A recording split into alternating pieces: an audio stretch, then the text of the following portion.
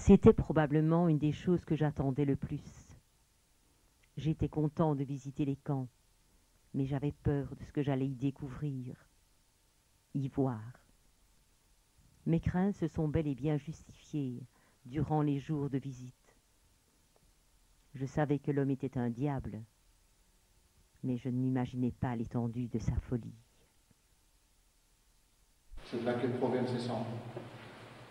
Elles symbolisent toutes les victimes d'Auschwitz. Tous ceux qui sont morts à Auschwitz, c'était tous brûlés. Donc, et la plupart des registres ont été détruits, brûlés par les derniers nazis avant la libération. Après les documents retrouvés, on a fait des estimations.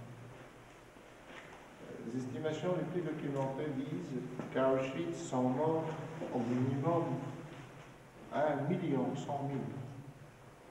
d'hommes, de femmes, d'enfants. Les déportés à Auschwitz, on a fait enregistrer comme ça plus de 400 000 qui étaient placés dans ces 3 camps. Les autres étaient tous assassinés à Auschwitz. Et sous cette vitrine, vous avez la copie du protocole de cette conférence de Wannsee dont je viens de vous parler, pendant laquelle on a décidé de commencer à réaliser, c'est ce qu'on avait appelé pendant cette conférence la solution finale de la question juive.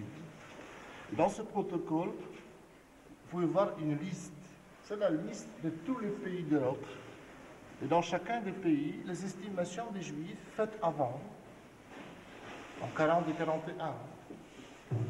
Au total, c'était 11 millions qui étaient condamnés à disparaître. Là, vous pouvez voir comment c'était planifié, comment c'était calculé, comment c'était systématisé. Juste à l'arrivée d'un convoi, le quai de débarquement, appelé la rampe. C'est là où alors les nouveaux venus descendaient des wagons, le train rentrait au camp. Il s'arrêtait devant les crématoires et chambres. Les cheminées que vous voyez là, ce sont les cheminées de 2 crématoires, les chambres. Vous autorisez la descente des wagons. C'était des familles entières qui étaient amenées à Auschwitz. Surtout quand c'était les déportations juives et tziganes. Quand ils descendaient des wagons là, ces femmes, ces enfants, personnes âgées, à ce moment-là, ils ne savaient pas encore ce qu'ils allaient devenir tout à l'heure. On est témoin de certains survivants. Là, on était heureux d'être arrivés enfin et d'avoir pu descendre des wagons après quelques jours et nuits de voyage épouvantables. Les familles devaient se séparer. Sur cette photo, vous voyez le même quai de débarquement. Et là, les nouveaux venus étaient déjà divisés en 2 colonnes. De ce côté-là, les hommes, ici les femmes avec les enfants.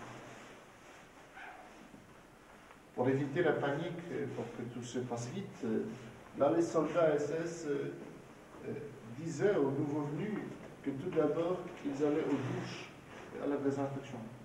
Et c'est pour cela qu'il fallait se séparer. Et il a disait aussi qu'après, ils allaient se rejoindre et qu'ils allaient travailler. Et là, les familles se voyaient pour la dernière fois.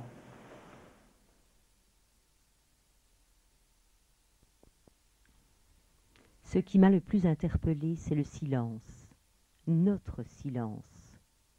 Personne ne parlait, personne ne rigolait ni ne souriait. Rien, que du respect pour toutes ces personnes qui resteront dans nos mémoires.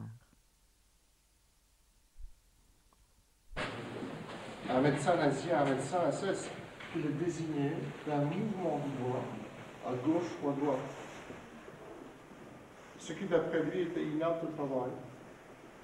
Et chaque fois, c'était lui qui décidait, d'après ce qu'il voyait seulement.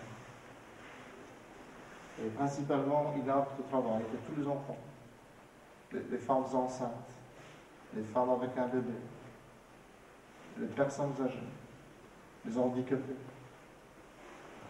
Un mouvement du doigt qui les envoyait à la mort immédiate au champ de gaz. il ne rentrait jamais au camp. Il n'était jamais enregistré.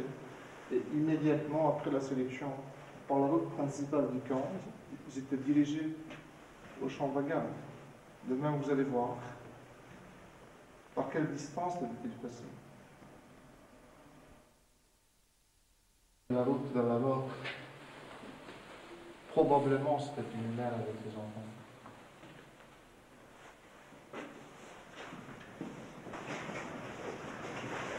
Là, vous voyez le même que le débarquement. Vide. Presque vide. Sur les deux voies de deux côtés, deux trains. Le train de ce côté-ci était déjà vide aussi. À côté des wagons, on voit des tas de choses, des tas de bagages, laissés par les déportés. C'était très souvent que ceux qui étaient amenés à Auschwitz, quand ils arrivaient au camp, ils portaient avec eux des bagages. Parce qu'avant, pour les rassurer, pour que tout se passe sans problème, on leur parlait d'un déplacement quelque part à l'est de l'Europe, à un camp de travail. Et pour les rassurer encore, on leur laissait prendre avec certaines choses. Beaucoup de survivants témoignent aujourd'hui qu'ils y croyaient, qu'ils n'imaginaient pas. Qu'ils croyaient se réinstaller quelque part. Alors ils prenaient tout ce qu'ils pouvaient.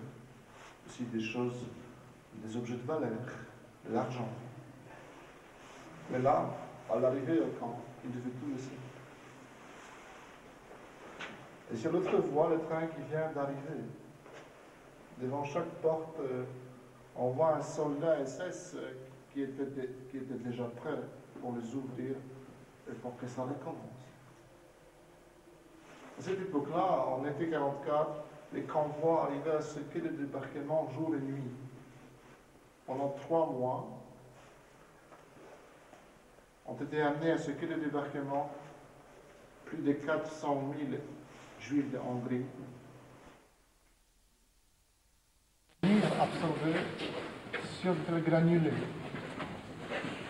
C'était appelé Cyclone B, et produit à cette époque-là par la société de Gesch. C'était produit et utilisé pour tuer la vermine. C'était ça, 850 détenus ont été assassinés avec cette espèce.